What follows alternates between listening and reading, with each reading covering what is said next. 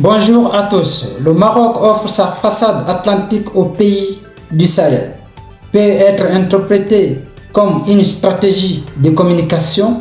À mon avis, c'est un cadeau empoisonné. C'est un cadeau empoisonné parce que je vois pas le concret dedans.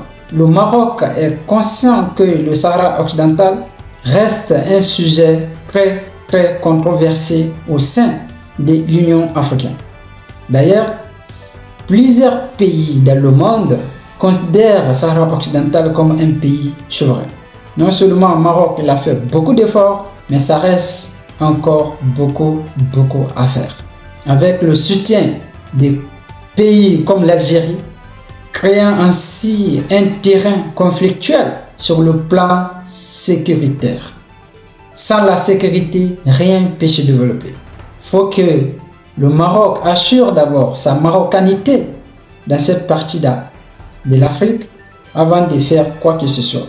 Sur le plan géographique, l'intégration de cette région du Sahel nécessiterait des investissements massifs qui va financer non seulement l'intérieur des pays du Sahel, mais aussi qui va financer l'infrastructure qui va relier directement le Maroc et du pays du Sahel, posant des défis financiers considérables pour les pays concernés.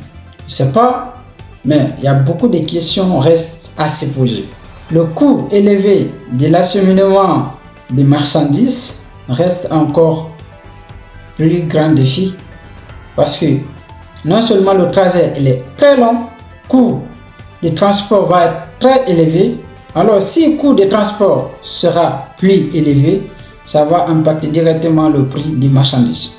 Alors, l'absence aussi de partenaires très importants tels que la Mauritanie, ça reste beaucoup de questions aussi à se poser parce que si le Maroc est sérieux, normalement, il doit consulter les autorités mauritaniennes d'abord avant de faire quoi que ce soit.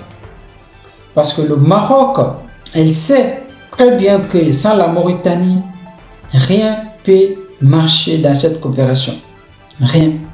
Alors, à mon avis, si le Maroc il était sérieux, il doit aller consulter les autorités mauritaniennes d'abord pour discuter, pour avoir une salle d'attente avant d'aller consulter le pays d'Israël. Parce que la route doit traverser la Mauritanie directement au Sahel.